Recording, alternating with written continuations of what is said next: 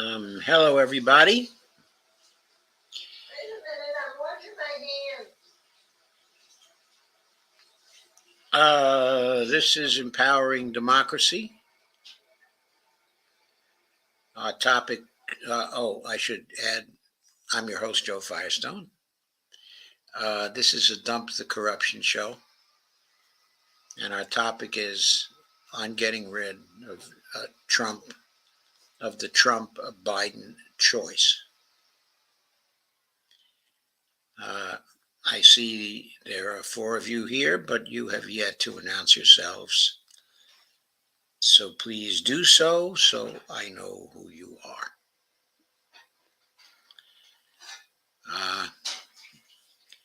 What I want to do here now is to start off with some news.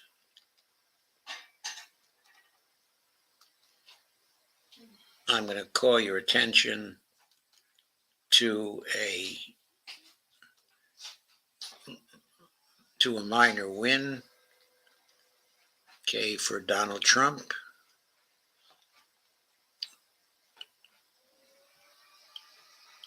Hang on a second, please. I had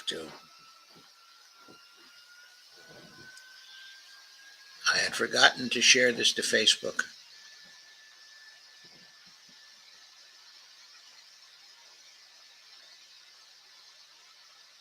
And I would very much like to do that.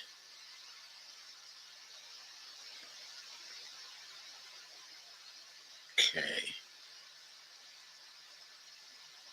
There we are.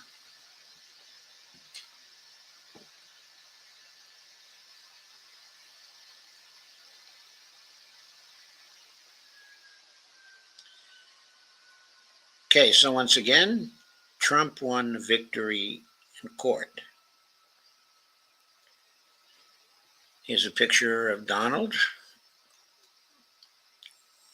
And this article is from Common Dreams.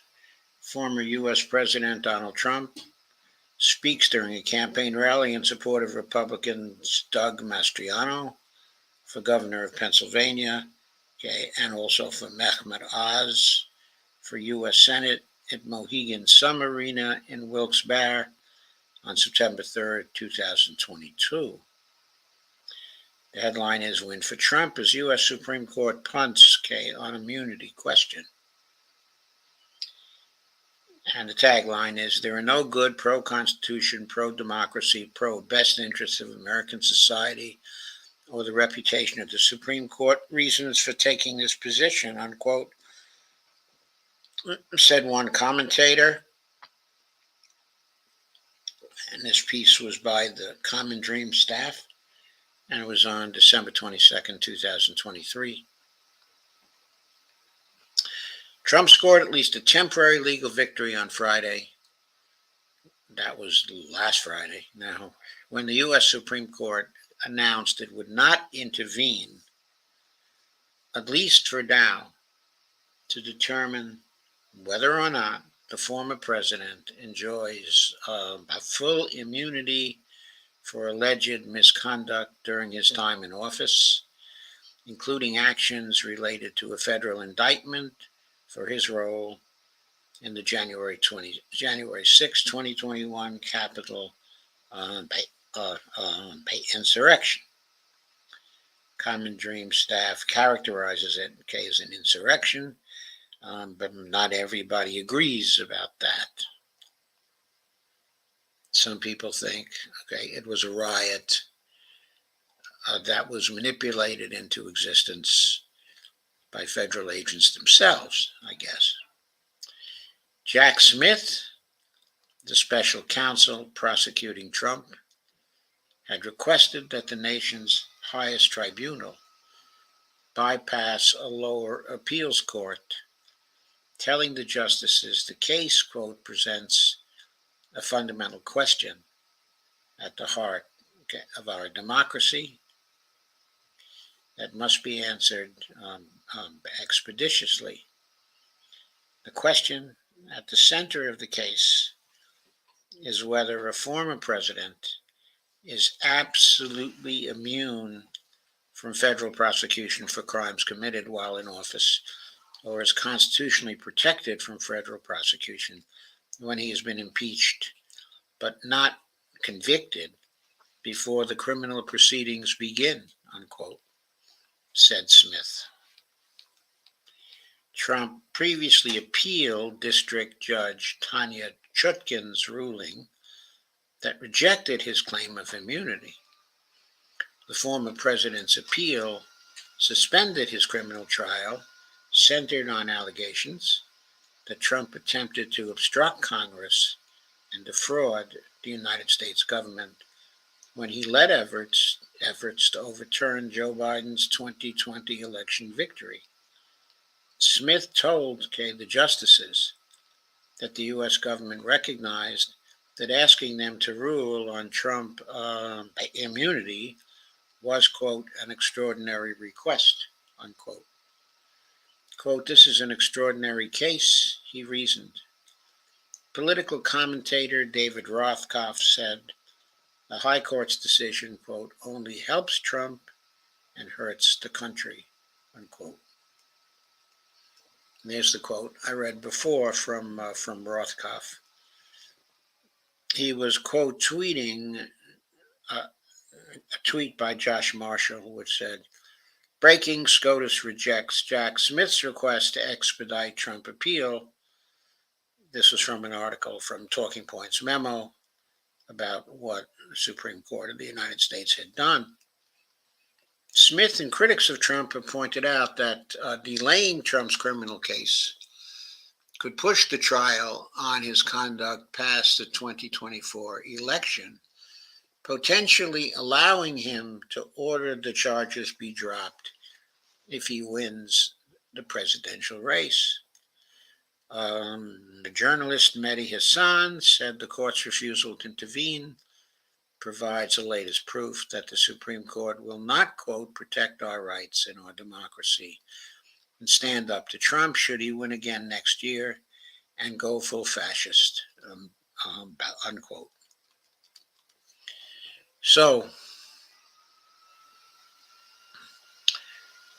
that, is that piece and our discussion last Friday on our Dump the Corruption show both raise the question,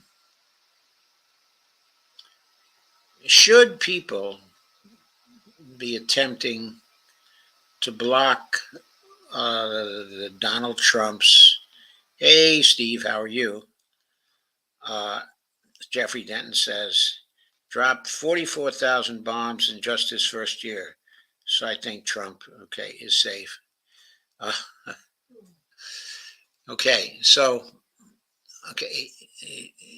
It raises the question or suggests that these efforts, the legal efforts to try to block Trump from running for the presidency, or legal efforts to convict him before he stands, for the presidency, should not be pursued, but that people who oppose Trump should rely on the good sense, of the American people, and should simply do everything they can, to defeat his newest bid for the presidency. So the issue of whether he can continue to commit crimes, with impunity, never even comes up.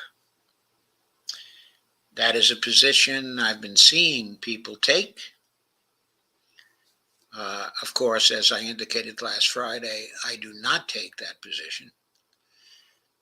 And I'll make my reasons for that very clear, in the rest of this.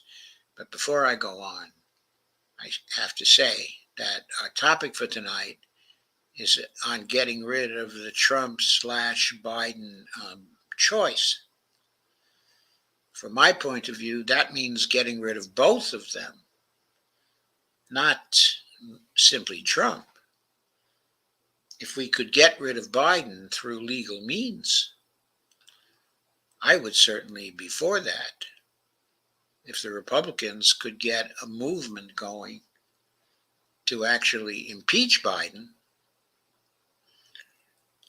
for his war crimes and his support of the genocide in Palestine, I would certainly be for legal actions of that kind, just as I am for the legal actions that seek to remove Trump.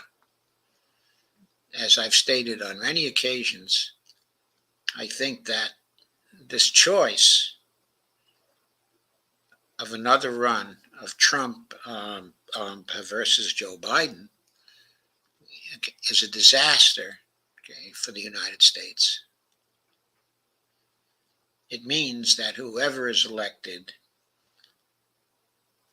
we lose in a very big way. Okay, we all lose. Biden, stubborn man that he is, will continue the ruinous foreign policy that he has been following. There will be no way to dissuade him, okay, from that.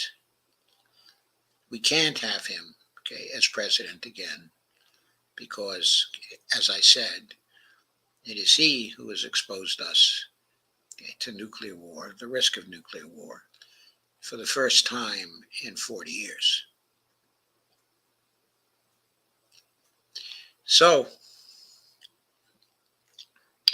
we have to do both. One question which comes out of this is the question of whether, if Trump could be blocked from the presidency by using legal means, would that be a help, okay, to Joe Biden?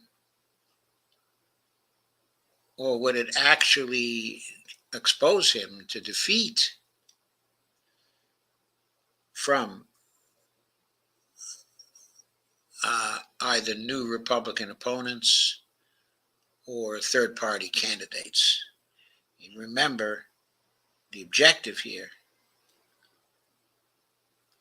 is to get rid of the choice, okay, between the two of them by getting rid, okay, of both of them.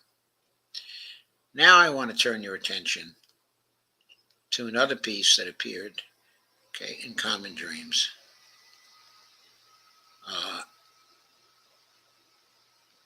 And that piece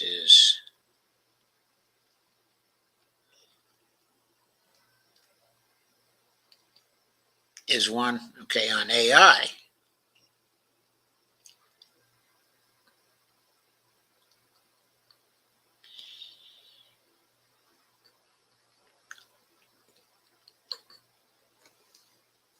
This is a photo of a woman in Washington, D.C. viewing a manipulated video on January 24th, 2019, that changes what is said by former Presidents Donald Trump and Barack Obama, illustrating how deepfake technology can deceive people who are viewing on television or viewing in videos. The headline is "Experts Terrified of AI-Driven," that terrified is in quotes, of AI-driven misinformation, quote, tsunami, unquote, in 2024 election, quote. If people don't ultimately trust information related to an election, democracy just stops working, unquote, said a senior fellow at the Alliance for Securing Democracy. This article is by Olivia Rosane,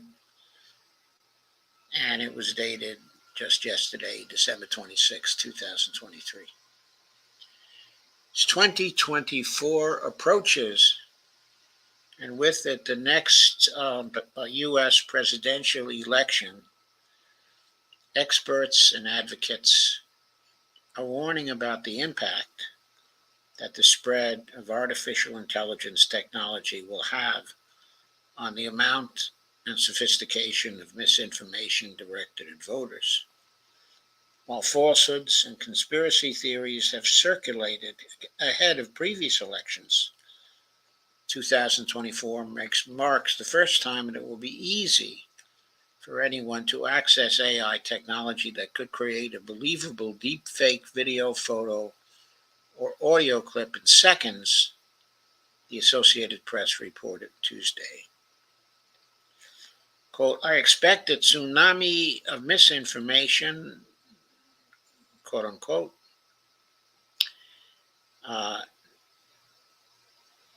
This was told to the AP by Oren Etzioni, an AI expert and University of Washington professor emeritus. Quote, I can't prove that. I hope to be proven wrong, but the ingredients are there and I am completely terrified. Subject matter experts told the AP, the Associated Press, that three factors made the 2024 election an especially perilous time for the rise of misinformation. The first is the availability of the technology itself. Deepfakes have already been used in elections. The Republican primary campaign of Florida Governor Ron DeSantis circulated images of former President Donald Trump hugging White House coronavirus task force chief Anthony Fauci as part of an ad in June, for example. You could see a political candidate like President Joe Biden being rushed to a hospital, unquote, Etzioni told the AP. Quote, you could see a candidate saying things that he or she never actually said, unquote. Second factor is that social media companies have reduced the number of policies designed to control the spread of false posts and the amount of employees devoted to monitoring them. When billionaire Elon Musk acquired Twitter in October of 2022, he fired nearly half of the platform's workforce, including employees who work to control misinformation. Yet, while Musk has faced significant criticism and scrutiny for his leadership, co-founder of Accountable Tech, Jesse Larick, told the Associated Press that other platforms appear to have used his actions as an excuse to be less vigilant themselves. A report published by Free Press in December found that Twitter, now X or Meta, and YouTube rolled back 17 policies between November 2022 and November 2023 that targeted hate speech and disinformation.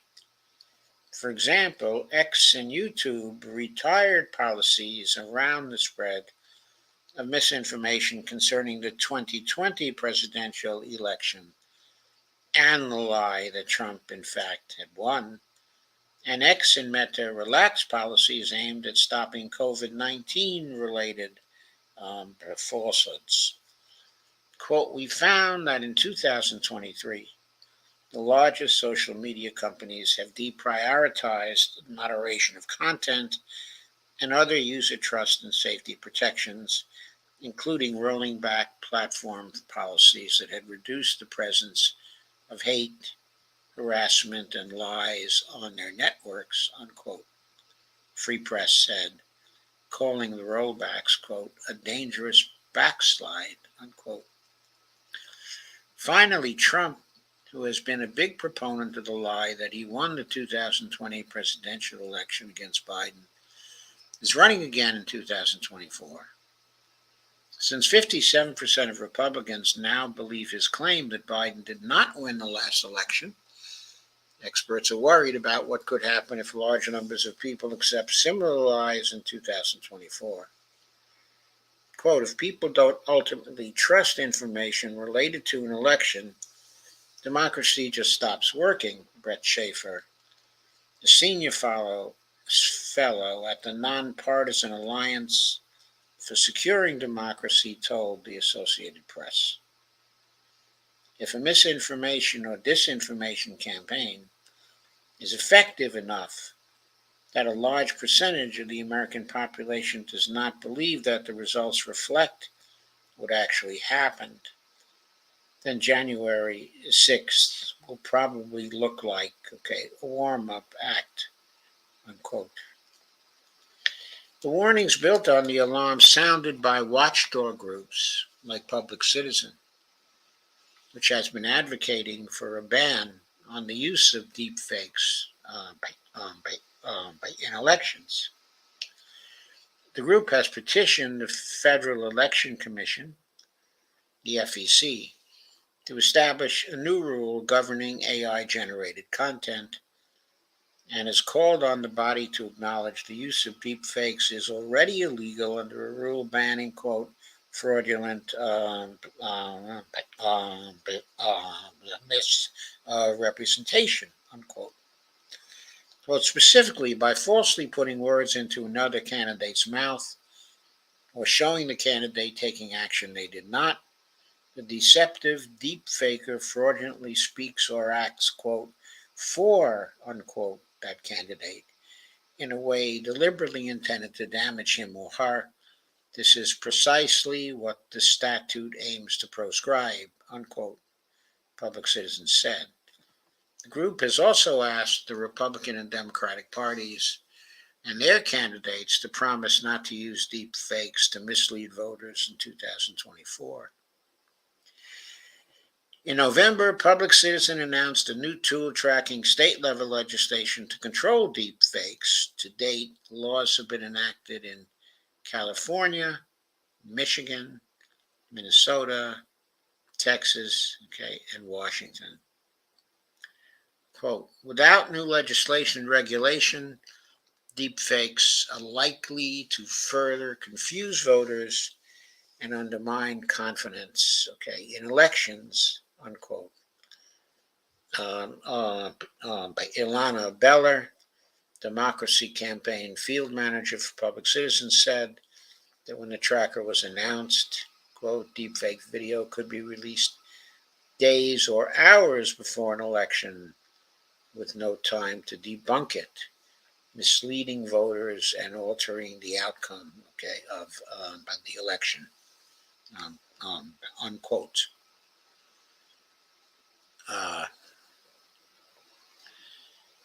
So those are the fears.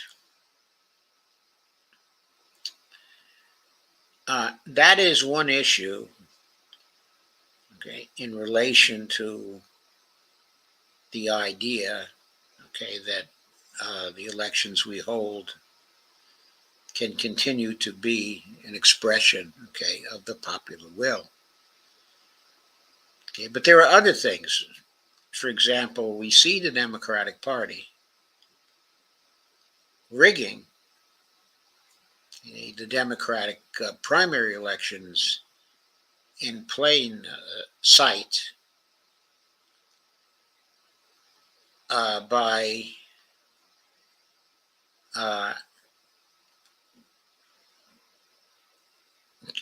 simply not allowing primaries in certain areas to count, by simply allowing states, to decide without having a primary that the selection of the likely selection of the Democratic National Committee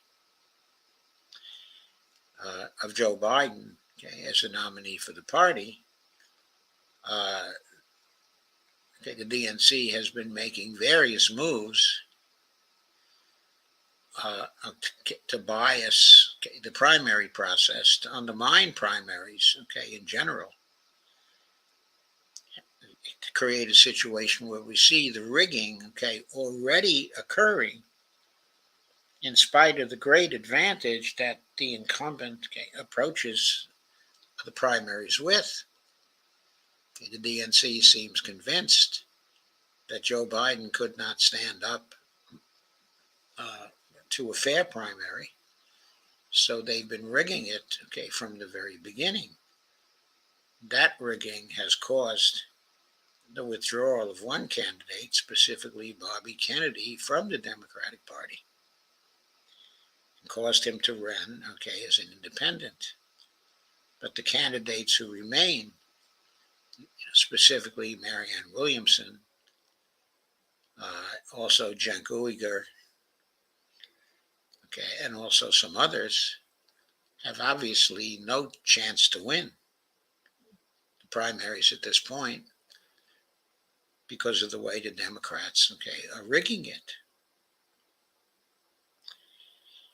So we have a flawed democratic process from the start, since the selection of one of the major parties has in reality, okay, already been made.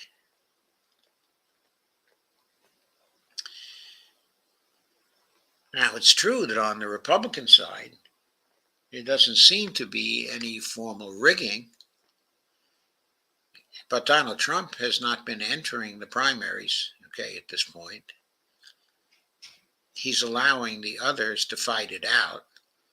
So I'm sure that he must have a plan to rig the primaries himself in his favor, which we may soon be seeing. So the point being, we already do not have, okay, a democratic process, okay, in relation to determining that we will have something other than a choice between Biden and Trump in 2024.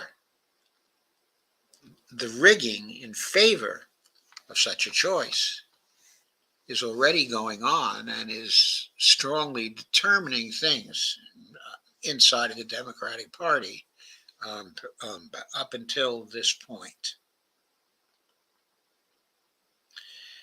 So that speaks to the idea that some people have that we should allow the primary voters to make choices that might give us something other than Biden, okay, or Trump as the representatives, okay, of the major parties. That we ought to rely, okay, on democratic processes. But in the primaries, we're not actually having democratic processes.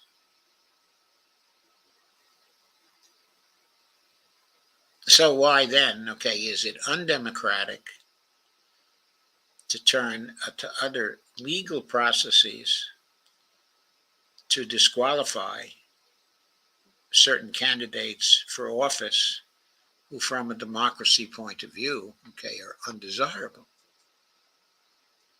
Since the rigging, okay, is going on anyway, and the primaries are not fair, why ought we to rely on the primaries? Now, one might argue, well, maybe a Democratic Party, Democratic primary, okay, is not fair, and that, okay, the DNC has determined it's going to select its candidate, and that even if it's not Joe Biden, it will probably be somebody like a Gavin Newsom, who the party will be selecting. And so they would say, well, the democratic selection process, okay, is undemocratic. So really, we can't rely on that for a fair outcome. But so far, the Republicans seem to be running a fair process. So why shouldn't we allow Trump to stand for office in that particular situation? Because it looks like some of the other candidates may be getting a fair shot, okay, from the Republican Party. So maybe they would argue, or might argue, we should oppose any legal efforts to get Donald Trump off the ballot. because a democracy within the Republican Party might still save us, okay, from Donald Trump, and we ought to rely on democracy inside of the Republican Party. Okay, and even if it turns out to be a Trump and Biden choice, then we ought to rely on democracy to choose between, okay, the two of them for 2024 and give us the outcome, okay, the people want.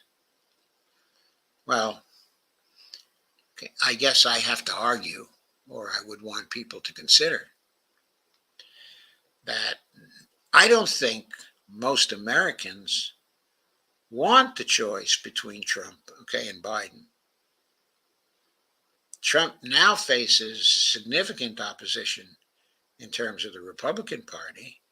And I think polls are showing that Democrats inside of the Democratic Party would like for Biden to withdraw and retire and leave the nomination to someone else. But of course, inside of the Democratic Party, there's no democracy that is actually prevailing. So if there was some legal ways of getting rid of Biden, okay, in other ways, wouldn't that be more in line with the opinions of most of the Democratic voters? Okay, I think it would.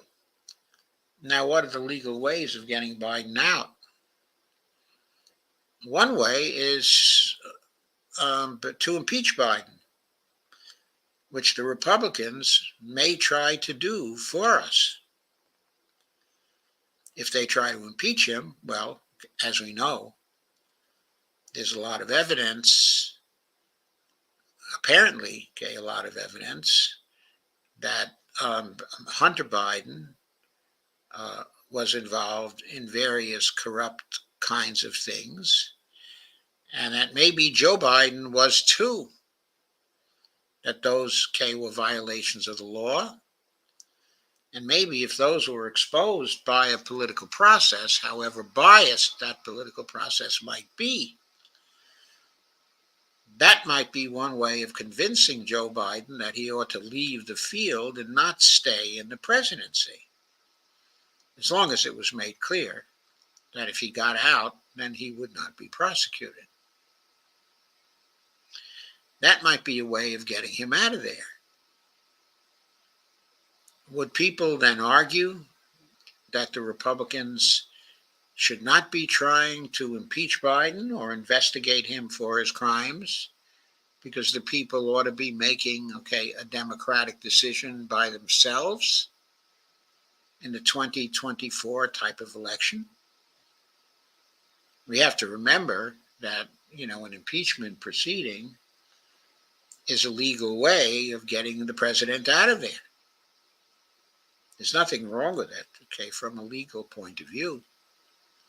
Now, it is, of course, okay, the lawfare, just as the attempt, okay, to deny the ballot to Donald Trump is lawfare, okay, as well.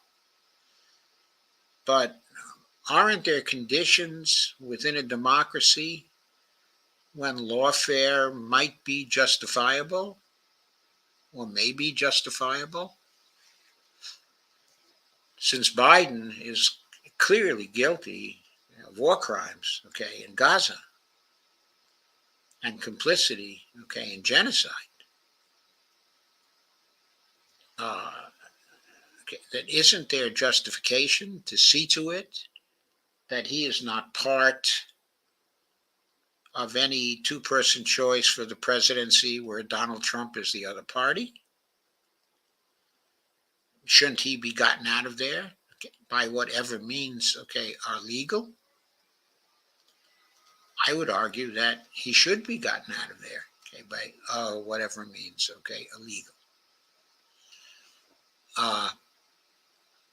At this point, I want to direct your attention to the other pole of this particular dilemma, specifically the pole of Donald Trump, and to this piece by Walden Bellow,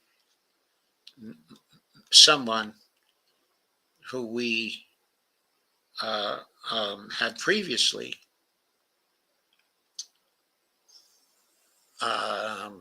seen here in other articles that he's done.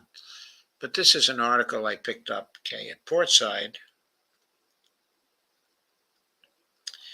by Walden Bellow. It's called Fascism 101, Why We Need to Spell It Out. Who, is Walden Bellow?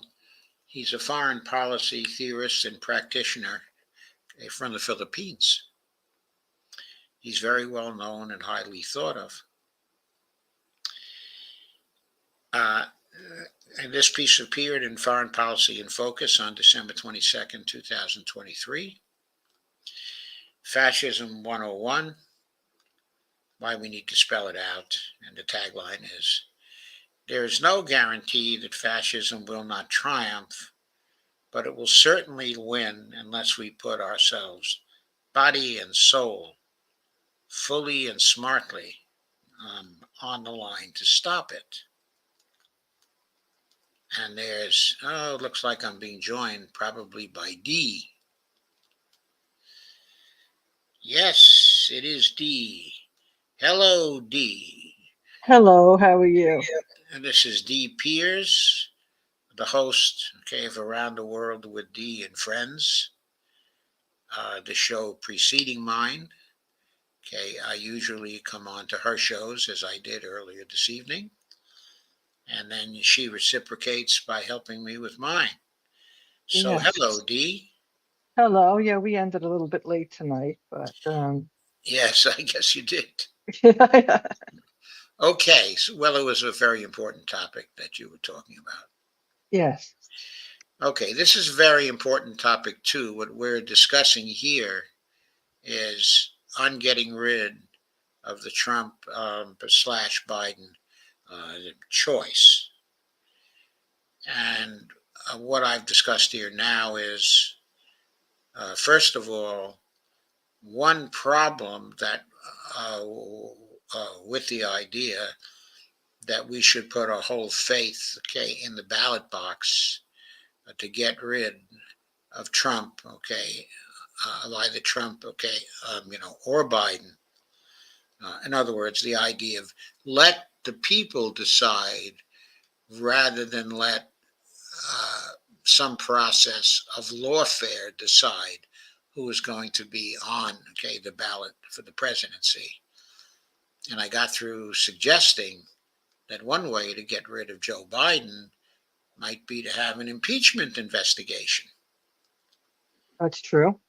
And that the impeachment investigation might shed light on some of the crimes that are allegedly committed by Hunter Biden, that Joe Biden, is implicated in, and that having impeachment proceedings might just persuade Joe Biden that, it would be best if he did not run for the presidency in 2024, if he retired from the field now. That might be, a very good way to get rid of him. Mm-hmm. And so, having said what we might do to get rid of Trump, I'm now moving on to suggest, of course, the idea that maybe lawfare, which is being conducted by many groups right now against Donald Trump to get him off the ballot, might also be, a very legitimate thing to do, rather than taking the position of, well, let the people make the choice.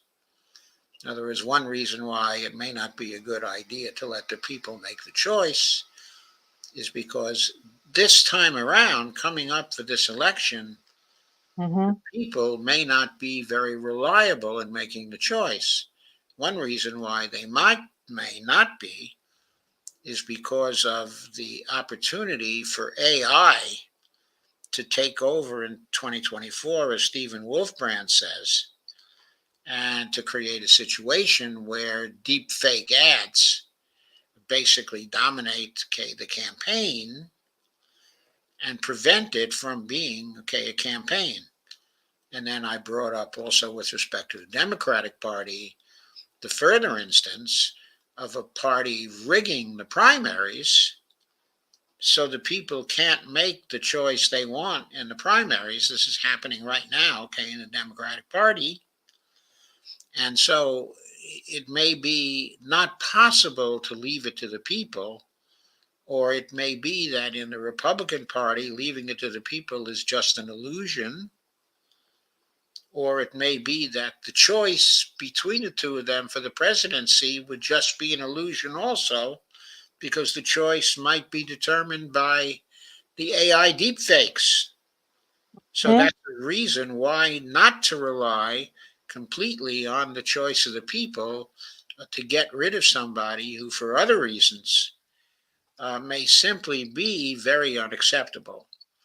So now I am turning to the issue of Trump once again, and why he may be unacceptable. And I am doing that through uh, sharing this article called Fascism 101, Why We Need to Spell It Out. I picked it up, in Portside. It was originally in Foreign Policy in Focus, and the article is by the well-known political thinker, specifically Walden Bello, who was from the Philippines and very well known in foreign policy circles.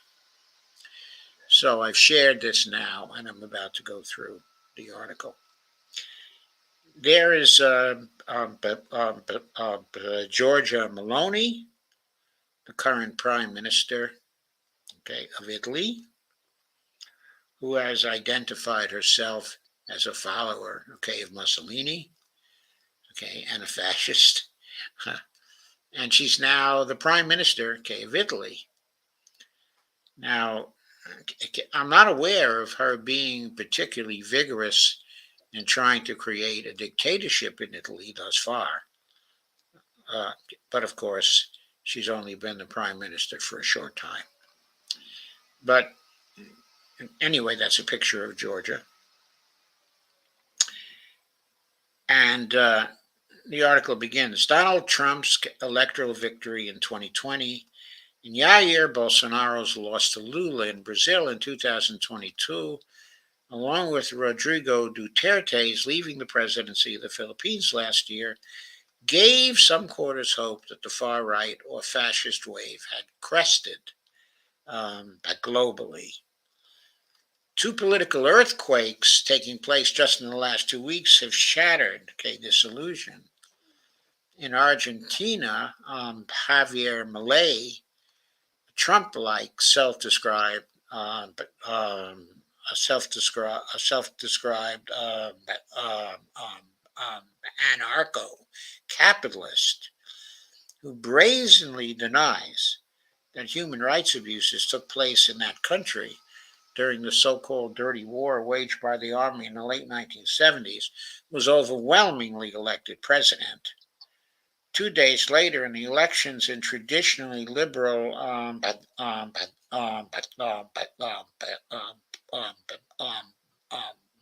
Netherlands, the Freedom Party, led by Geert Wilders, emerged as the country's biggest party. Known as a Trumpist long before Trump showed up. Well, a Trumpist long before Trump showed up, it actually says. Wilders wants to ban the Quran, describes Islam as the ideology of a retarded culture, unquote, and calls Moroccans, quote, scum, unquote. When far-right personalities and movements started popping up during the last 2 decades, there was, in some quarters, strong hesitation to use the F word to describe them. Indeed, as late as 3 years ago, I had to defend the use of the word fascist okay, in the Cambridge Union debate, debate against academics who were squeamish about employing it to describe far-right movements in Europe, the United States, and other parts of the world. What Donald Trump in the January 6, 2021 insurrection have shown, however, is that the distinction between, quote, far right, unquote, and, quote, fascist, unquote, is academic.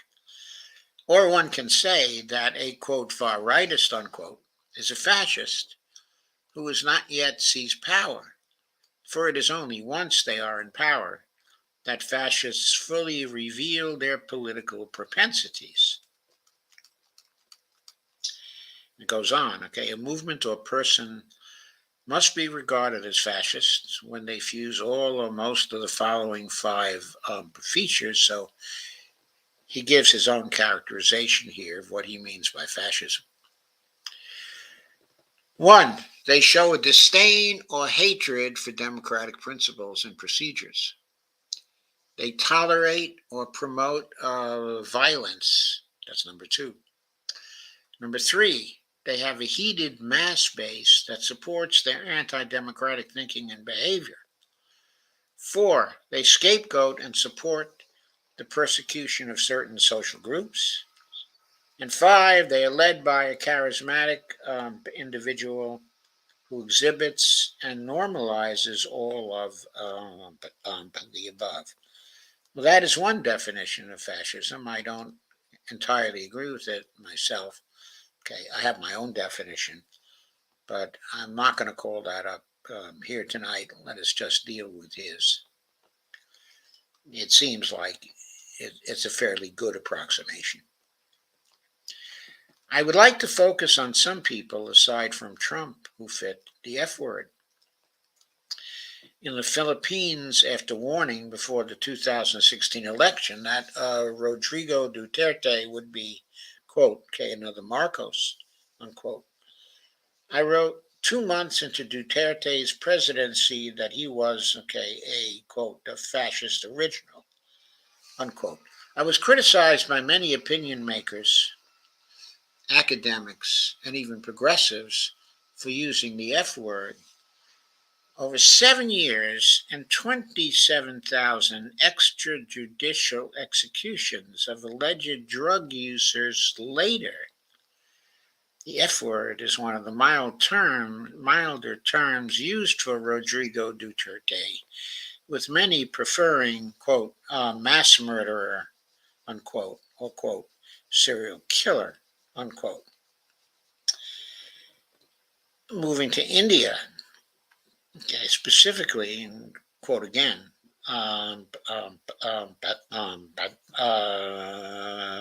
Narendra Modi has made the secular and diverse India of Gandhi and Nehru a thing of the past with his Hindu nationalist project, which relegates the country's large minority of Muslims to second-class citizens. Currently, he's carrying out the most sustained attack on freedom of the press by putting progressive journalists in jail and bringing charges against noted writers, okay, like Arundhati Roy, very, very well-known lady who's written some great books. In Hungary, Viktor Orban and his Fidesz party have almost completed their neutering of democracy. In Brazil, Jair Bolsonaro lost the 2022 presidential elections to Lula da Silva by a slight margin, but his followers refused to accept the verdict. Thousands of people from the right invaded the capital, Brasilia, in an attempt to overthrow the new government in a remarkable replication of the January 26, 2021 insurrection in Washington, D.C. Europe is the region where fascist or radical right parties have made the most inroads, from having no radical right-wing regime in the 2000s, except occasionally and briefly as junior partners in unstable governing coalitions as in Austria, the region now has three in power. One in Hungary, the government of Giorgia Meloni in Italy, and the Law and Justice Party in Poland, which is trying to hold on to power despite having lost the October 2023 parliamentary elections. The far right is part of ruling coalitions in Sweden and Finland.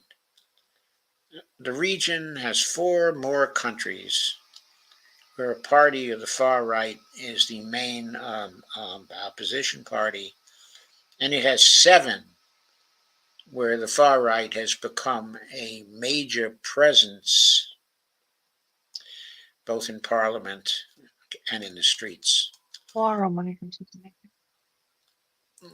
Sorry? Oh, never mind. No, I forgot. My daughter asked me something. I didn't put the mute on. Oh, okay. Social conditions that breed fascism. Leaders are critical in fascist movements, but social conditions create the opportunities for the ascent of those leaders.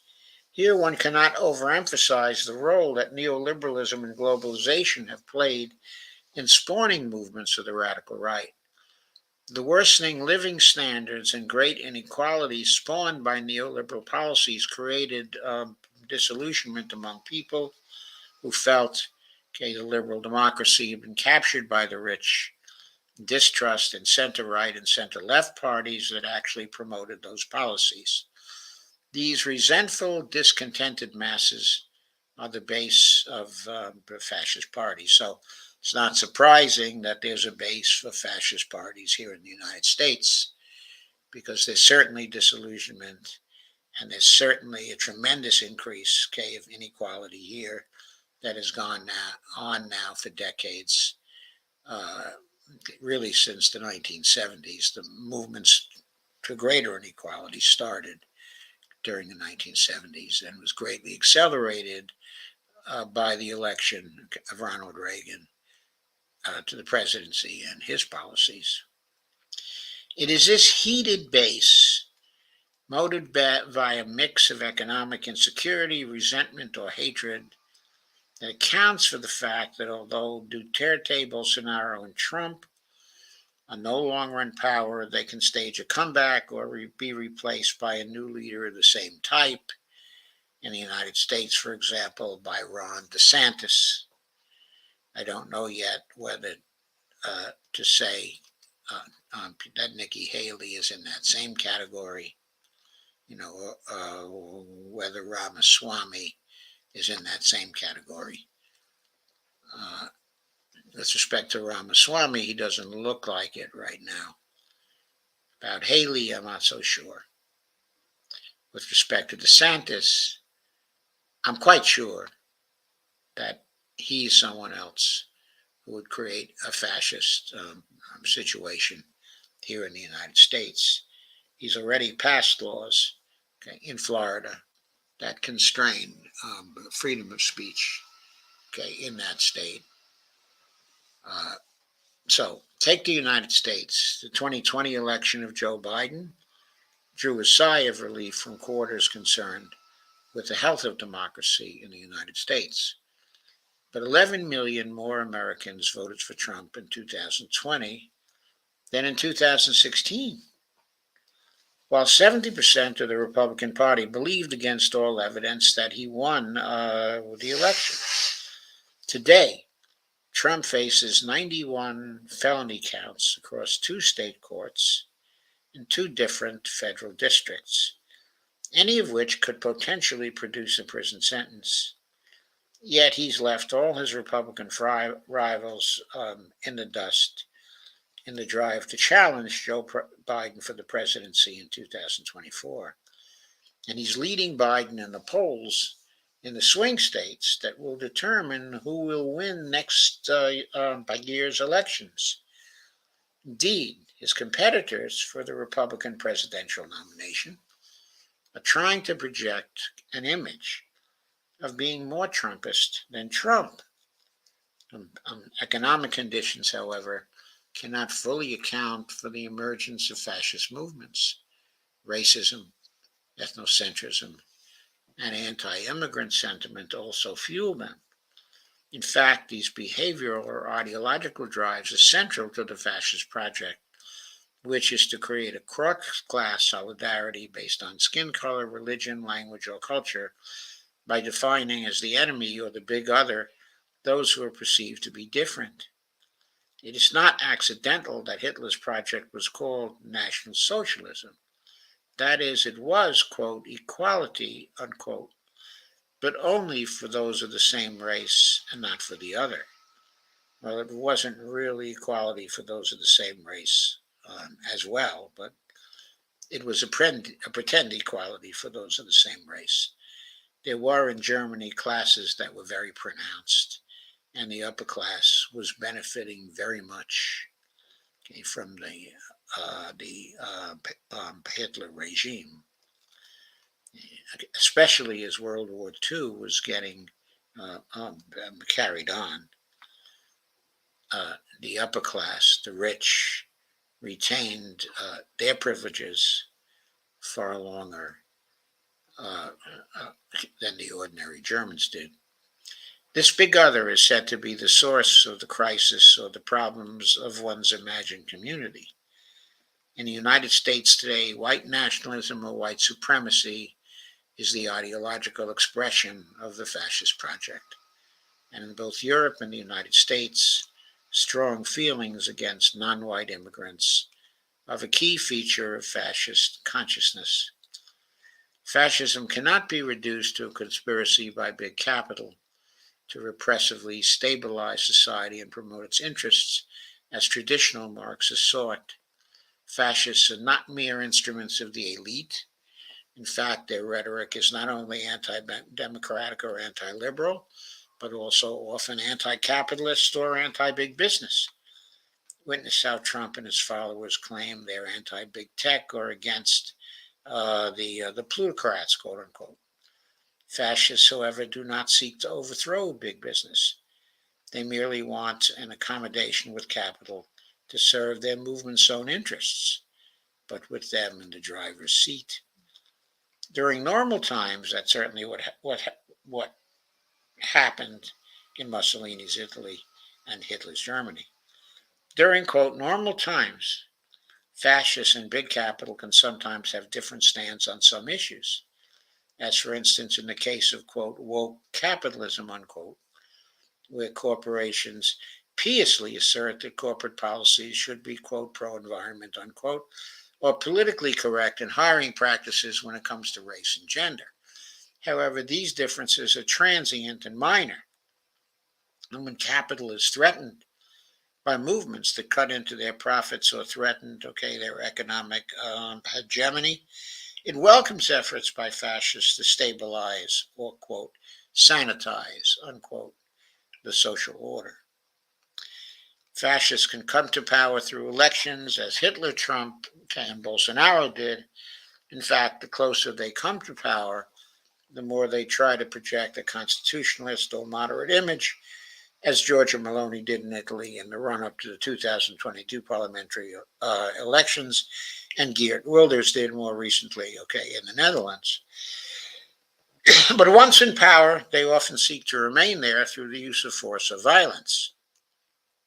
Violence is the main instrument by which fascists want to carry out their revolution or counter-revolution to, quote, purify, unquote, society, to assert or reassert the supremacy of the traditionally dominant majority defined by skin color, ethnic identity, or culture. By the way, such as the fascists, in Israel, the current fascists, in Israel. Obviously, they are fascists too. Thus, in India, while they are reshaping the institutions of the country via their parliamentary majority, the Hindu nationalists see their power as based in the final analysis on their capacity for violence, which they periodically unleash to remind subordinate communities like the Muslims, as they did in the Gujarat massacre of 2002, how to counter fascism. Let me end by proposing several moves we can take to deal with the fascist threat. First, we need to stop resorting to easy explanations about the rise of the far right, like the claim the trolls are responsible for it, and acknowledge that far right personalities and movements have a critical mass of popular support. Next, we need to find ways of stopping the extreme right from coming to power in the first place, like building broad electoral fronts even with non-fascist groups who may have differences with. It's much harder to remove the far right once they're in power, but I have to add here, it is not impossible to remove them from power. After all, Bolsonaro has lost. Duterte, has lost. Okay, there are others who have lost. Okay, so once they gain power, fascist groups are not completely um, um, um, um, impregnable. But that doesn't stop them from doing damage while they control the government, as the 27,000 murders, by the Duterte regime in the Philippines, assessed. 27,000 people killed. It's a fairly populous country, but it's still a large number of people, to be killed by the government on false charges to consolidate the power, of the dictator. So, in one part of this article, the way Bellow talks, it's like if you allow the fascists, to get in power, you cannot beat them. But here, he acknowledges that he thinks it's much harder to remove the far right once they're in power.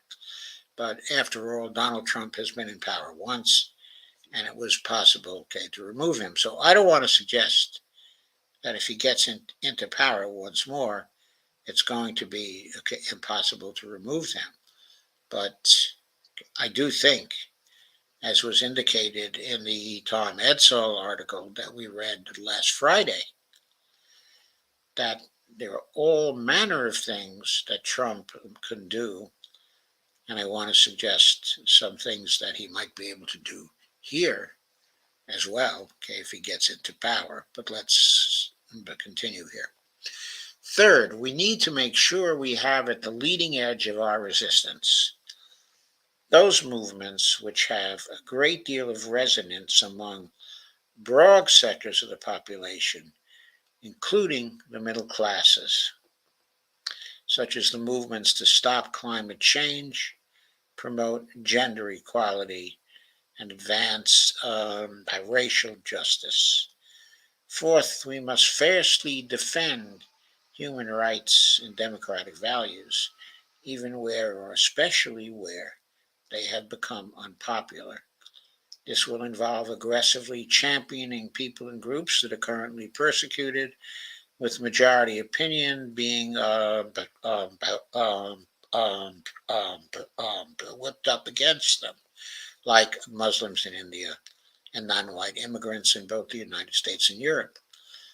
International solidarity with the persecuted is an essential element of the anti-fascist project. Solidarity with the Palestinians, for example. Also, let's not fear to see what we can learn from the extreme right, especially when it comes to the politics of passion or the politics of charisma, and see how our values can be advanced or promoted in passionate and charismatic ways. We must unite reason to passion and not see them as being in contradiction. I couldn't agree more with that. Though, of course, we must not violate our commitments to truth, justice, and fair play in the process. Sixth, if history, especially of the United States, is any indication, one must not preclude the possibility of violent civil war, and that should that become a real threat, to take the appropriate steps to counter it. But probably most important, we need to have a transformative vision. And here I want to emphasize, he says, probably most important, we need to have a transformative vision that can compete with that of the far right, one based on genuine equality and genuine democratic empowerment that goes beyond the now discredited form of liberal democracy. Some call this vision socialism, others would prefer, another term. But the important thing is this message of radical, real equality beyond class, gender, and race. There is no guarantee that fascism will not triumph, but it will certainly win unless we put ourselves, body and soul, fully and smartly on the line, to stop it. And as an end to this article, I have to recall Chris Hedges' uh, um, statement concerning fascism. He said, "We do not fight the fascists because we expect to win, or we hope to win. We fight the fascists, because they are fascists. We fight fascism because, it is fascism." Chris was basically saying it is an absolute value of democracy to fight fascism, and not allow it to gain control. So, on top of that article, I want to point out that there is the danger of fascism, not just from Trump, but there is danger of fascism from the Democrats and from Biden, as well. This party, that is the Democratic Party, which used to be so much in favor of free speech and full of defenders, of free speech, is now, in opposition to free speech. It's in total support, and is collaborating with the interests that are trying to stifle free speech in support of the Palestinians here in the United States, trying to stifle free speech and academic freedom, in our universities, trying to stifle free speech, in the streets, in violation of the Constitution, where freedom of assembly and freedom of speech, are guaranteed. It of course has tried to stifle the free press, the continued persecution of Julian Assange, by the Democrats, is strong evidence, of that. The Democrats are more subtle in their approach to totalitarianism, than the Republicans are. They don't often use, well, they do use naked violence, as for example, in Atlanta, when the Democrats, have tried, to suppress the opponents of Cop City, in Atlanta. That is, a democratically run city. And of course, they are suppressing resistance to Cop City there. And other Democratic mayors in other Democratic cities across the United States have used violence to suppress all manner of free speech when it comes to various issues. This has been going on, for years. But generally speaking, in their opposition to democracy and free speech. Uh, okay, I don't think the Democrats are quite as frank about their plans, okay, as Trump is. We read the Edsel article, okay, last time, and of course that included the quotes from Trump about what he intends to do, okay, if he is reelected. Basically, he has said that he's going to scrap the Constitution and he's going to create, okay, a dictatorship. When people tell you who they are, it is a good thing, okay, to believe them. Now, there are a lot of people who will not tell you who they are, but their actions will tell you who they are. Mhm. The actions of the Democrats are actions that are opposed, okay, to dissent, that are opposed, okay, to free speech. And they may not use all of the violent methods that Trump is likely to use in his particular second term, but it will still be, okay, if a Democrat should win, if Biden should win, it will still be a term where most of the tools at their disposal will be used to suppress the opposition to the Biden administration. They're never shy about that. They're never shy about that.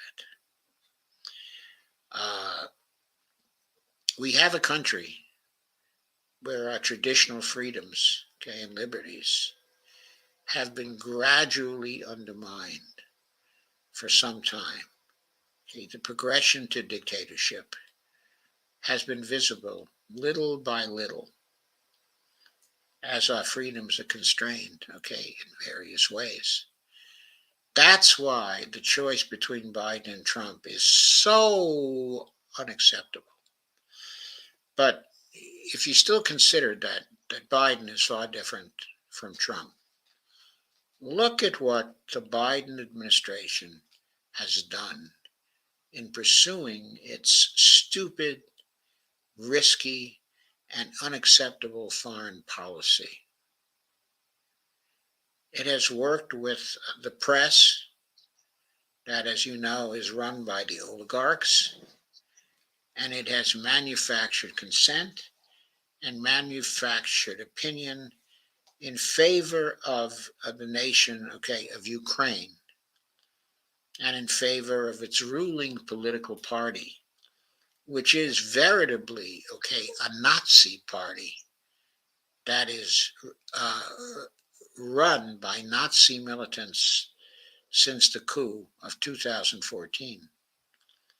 And the Democratic Party, with the help, okay, of the Republican Party, and with the help, okay, of our media, have painted that regime as a virtuous regime whose only interest was to save a democracy inside, okay, of Ukraine. And here that regime outlawed all other political parties except for the right-wing Nazi-style parties, okay, and their own parties. All other parties were outlawed, okay, in Ukraine.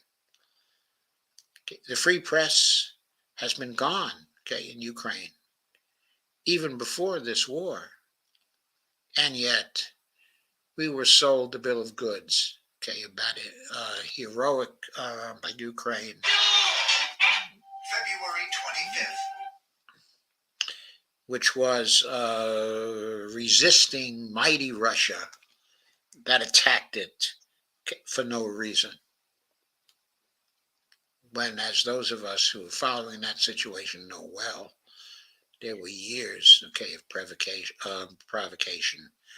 with the war actually starting in 2014 with the U.S. Sponsored coup that put that ruling party run by Nazis, okay, into power. Okay, so the consent for the Ukraine war, which has cost us already $120 billion, was manufactured by the Democrats. The opinion in favor of that war was not freely formed. It was manufactured because our democracy is no longer one, okay, that is that is democracy. We've also had years of demonizing the Chinese regime here. And that attempt, okay, at demonization has only recently been put down, okay, in lower gear because suddenly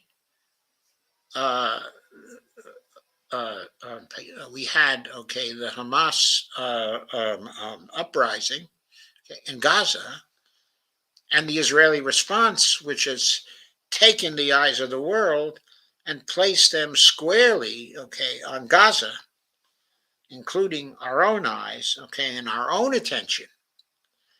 And now the propaganda machine that we live under, and this particular administration working with that propaganda machine has been trying to sell us, okay, a bill of goods that we should continue to support Israel no matter what Israel does, no matter what crimes, okay, it commits, no matter whether it does collective punishment or human rights crimes or ethnic cleansing, okay, or even genocide, or even bombs the hell out of a civilian population while claiming they're going after 30,000 Hamas people. While going after 30,000 Hamas people and killing thus far a handful, they have killed 20,000 civilians, the majority of them women and children. 21,000 now. And we sit here and we watch it and we see it day after day and day after day. And our government has sold us a bill of goods that we must support Israel. So that's the kind of democracy we have now. Now, this program over time has been dedicated to trying to start a movement to free up this particular democracy, okay, to free it up from the forces that are running it. And I've argued that the way to do that is to get money out of politics by defeating at the ballot box all those who are taking the big money. Everybody complains about the role of money, okay, in politics. A lot of these articles we've gone through have talked about the role of AIPAC in shaping our foreign policy towards Israel. But it's not just AIPAC shaping our foreign policy towards Israel. It was the military-industrial complex shaping our policy towards Russia. Okay, it's also the fossil fuel companies shaping our policies towards climate change. Okay, it's the medical interests shaping our policies towards whether or not we have a Medicare for All bill that goes through Congress. In area after area, there are moneyed interests that are deciding what the decisions of our country will be. But our country is one that is run by money. As we said earlier, okay, on Dee's show, Congressman Ilhan Omar was vilified for saying that it's all about the Benjamins, okay, where the Benjamins are of the $100 bills supposedly flowing from AIPAC, okay, to Congress people. But in general, she was absolutely right. It is all about, okay, the Benjamins.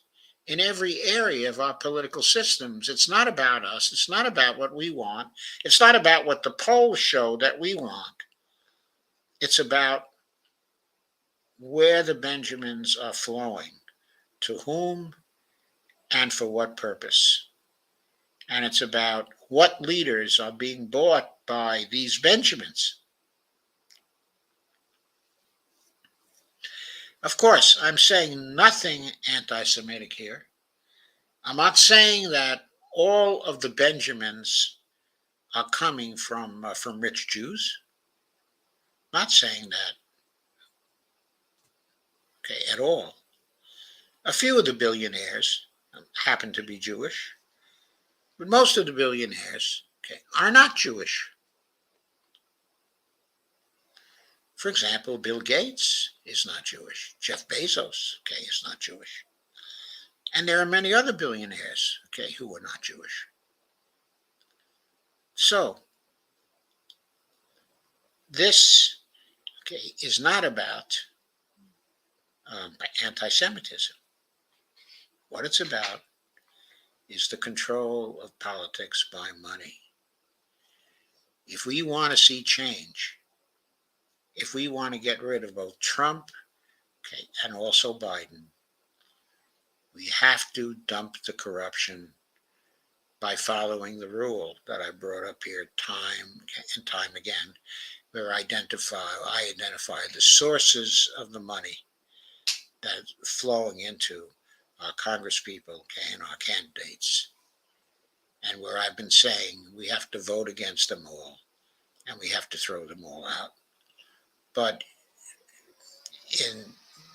in ending what I have to say tonight, I want to track back, and I want to point out that we don't have, okay, a democracy right now.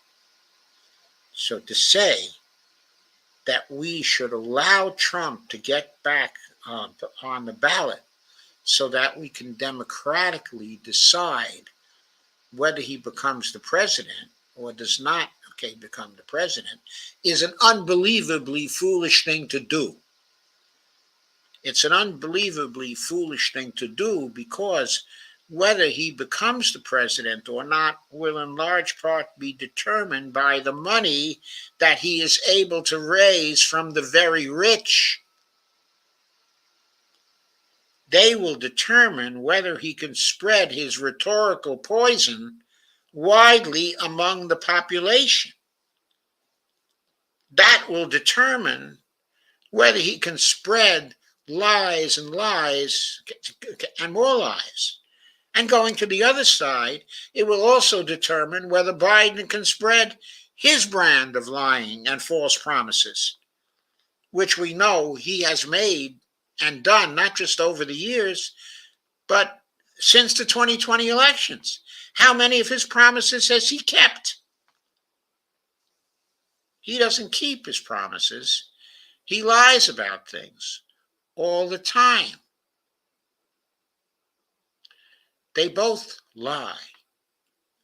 Lies are the currency of politics these days, and they will be the currency of politics as long as the underlying currency of politics, the Benjamins, are driving everything. So I say, since we don't have a democracy now, and since the people will not be determining who the choice is, okay, in any case, if we get a choice of Biden versus Trump, the people will not have determined that choice. It will have been presented to us by the money, okay, in the first place. So why should anybody suggest that if we're against Trump and if we're against the good possibility that he will introduce, okay, a dictatorship which is fascist, okay, in character, why would anybody believe that those of us who are trying to prevent that through legal means, lawfare is legal means, why would anybody believe that rather than using lawfare to get rid of him, we should solely concentrate on the election of 2024 to get rid of him. This is a stupid position to assume. One, first, because we're not going to have a democratic choice. We're going to have a choice which is manipulated by the money. Unless, of course, we get the dump the corruption campaign going. But I don't see the people who are saying, well, we should leave it to the voters. I don't see them getting the dump the corruption campaign voting, actually going. And second of all, it's stupid because the risk is so high that Trump will create a fascist dictatorship under which thousands in the United States will die because of the violence practiced by this dictatorship and its supporters. This is not Trump derangement syndrome. This is what fascists do all over the world when they get into power. Why is this so hard for people to understand? Why is the history of this so hard for people to understand? Why do they forget, what Pinochet in Chile did? Why do they forget what Mussolini did? Why do they forget what Hitler did? I mean, we have already 100 examples in 100 countries of what the fascists do. Why is that so hard, to understand? I think it's because people already subconsciously put this thing, in a frame. And the frame is the choice between Biden and Trump. But what I'm telling you is that we shouldn't accept that frame. We should see to it that it's not Biden versus Trump. A good way to see to it that it's not Biden is to impeach him and support such impeachment efforts. He deserves it. He's been a terrible president. He's exposed us to the risk, of nuclear war, and he's manipulated the press and consent, and public opinion all through his presidency. That's number one. He deserves impeachment. Cheer the Republicans on if they're going to try to impeach him. Trump also deserved not just impeachment, which he was a few times, of course, but conviction as well, which could not be gotten from him because the whole thing was politicized and the Republican Party would not dare to impeach him. I should say to convict him, to support, support a conviction. You know that's the only reason why he was not convicted. In other times, in other places, it would have been an open and shut case. That's true. When it comes to Trump, the best way to go after him at this point is to prevent him somehow from being on the ballot in 2024. It is too risky to have him on the ballot. He will have a 50-50 chance to win. Do you want to expose the United States to a 50-50 chance of a fascist dictatorship? We already did that in 2016. It did not work out so well, as I recall. We had more than 1 million deaths due to COVID, largely due to the way Donald Trump handled it in the beginning stages. So, we need to use lawfare, whatever lawfare we can, to get rid of Trump and stop him from standing. And we need to use lawfare, whatever lawfare we can, to get rid of Biden. We cannot leave it, to the voters, not unless a full-blown dump the corruption campaign becomes absolutely dominant in this country so that it's clear that both Trump and Biden are going to be rejected. Now let's talk about the case for just a minute. What if Trump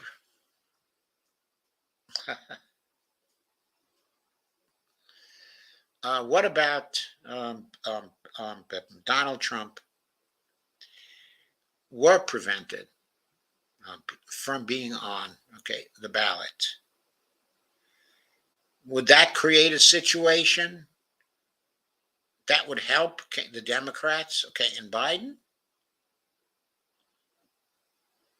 I don't know. I mean, I don't think so. I think it would lead to the Republicans nominating someone who would likely be a more effective candidate, who the Democrats would be more afraid of. And it seems to me that would lead to Democrats putting even more pressure on Biden to leave the field.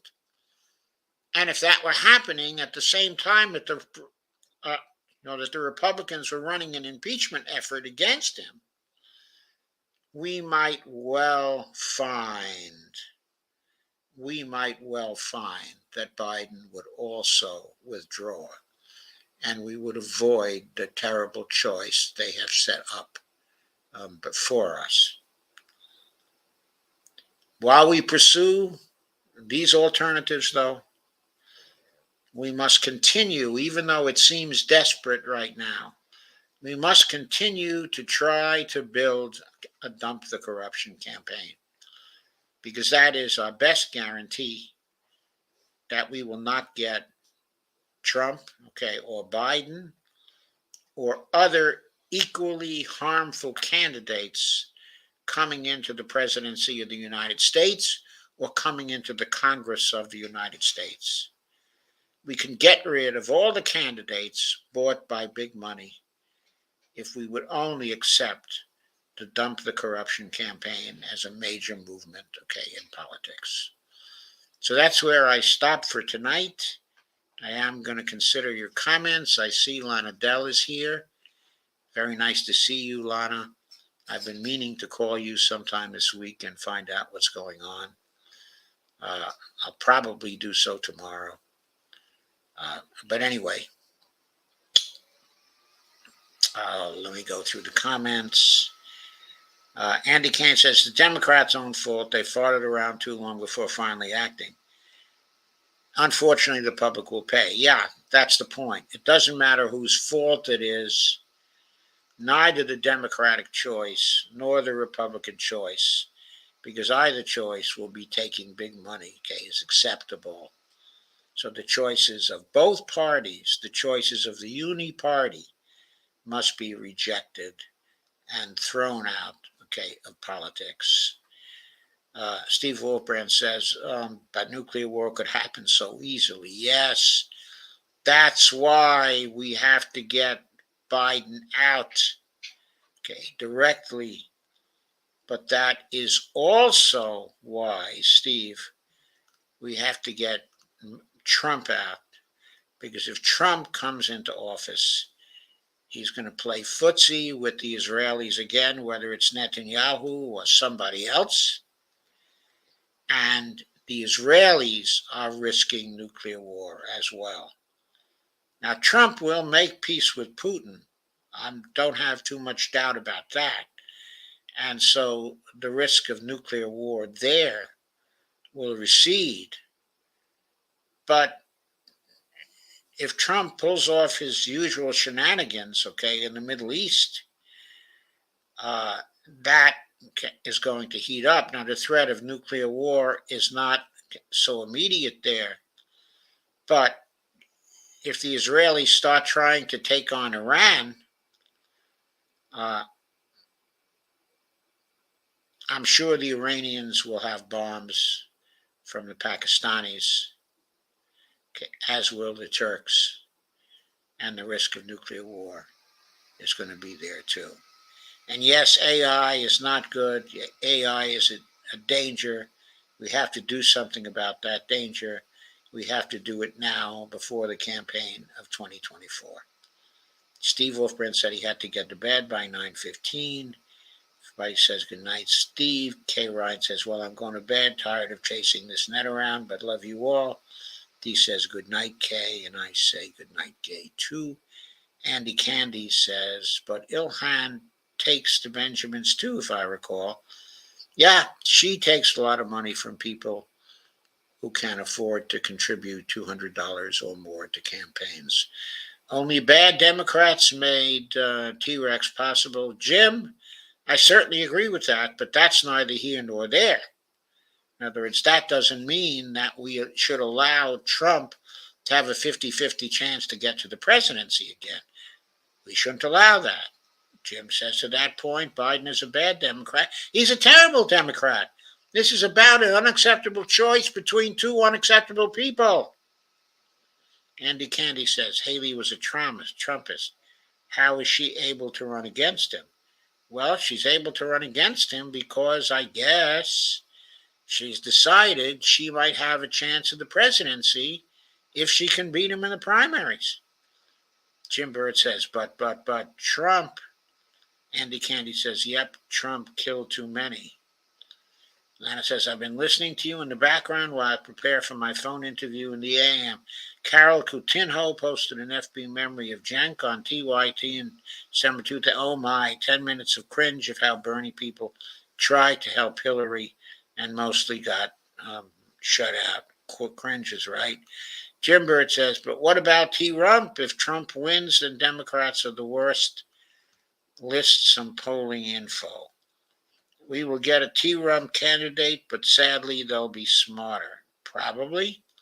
But if we do dump the corruption, none of them will be getting into office. And he says, baby crying, got a split. Lana says, later in the afternoon is good. I have the interview, a doctor appointment, and a progressive caucus meeting at 6 my time. For someone who doesn't work, okay, I am pretty busy. Well, I know very well you do work. I'm open most of the day. Friday, that might be better. Great, Lana. Just to ask you something, I noticed that Dean Phillips is now supporting Medicare for All. How did that happen, Lana? How did that happen? As I recall, he never supported it before. Anyway, that's just a question among others I'm going to ask you on Friday. It is time we caught up. Anyway, oh, she says, oh, I will tell you. That's great. Okay. So, Dee, have you anything to add to this stream?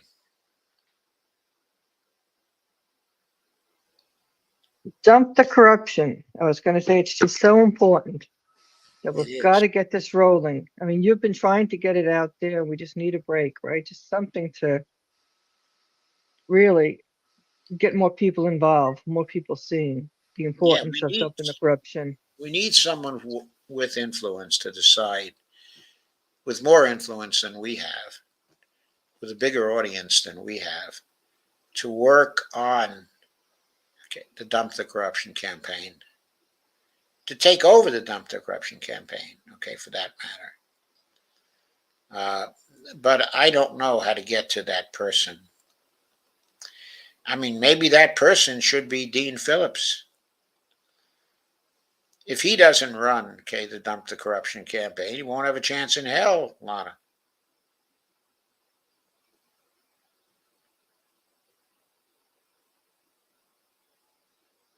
But anyway,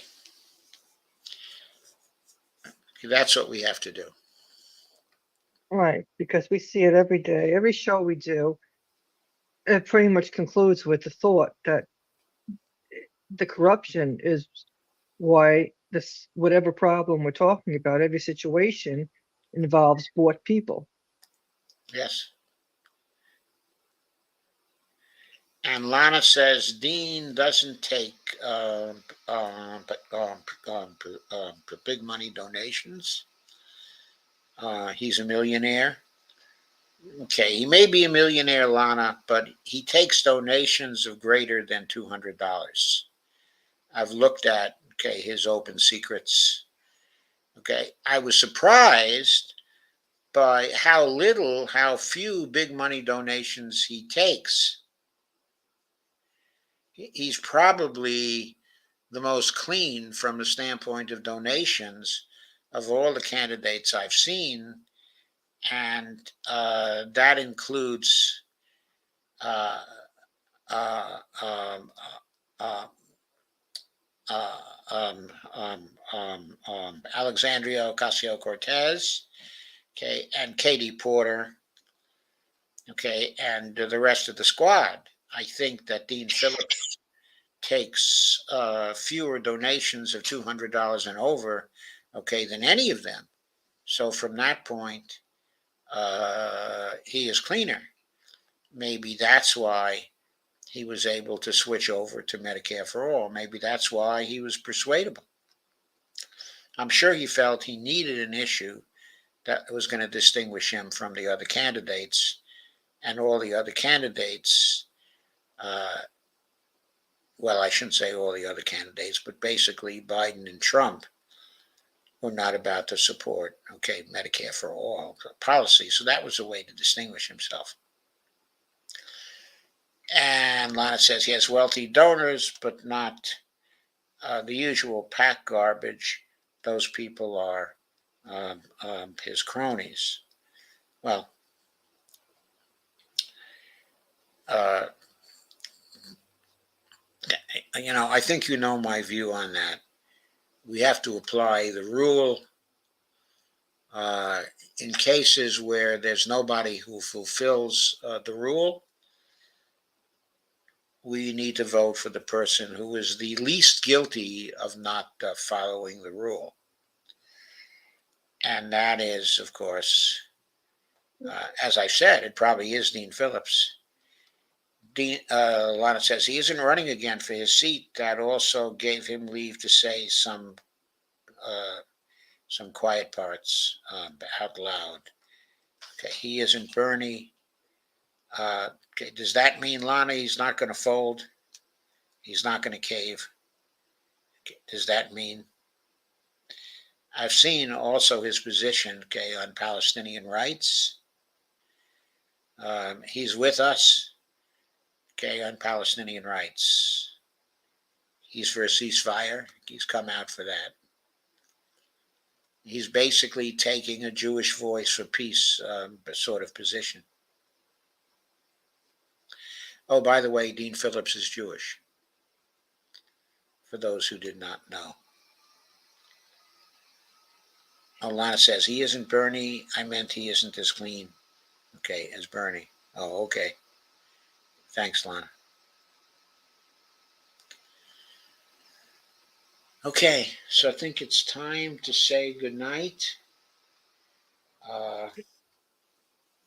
Yeah, please hit the like button, subscribe, and share, share, share. Share. And please buy us coffees. We both have the Buy Me a Coffee accounts.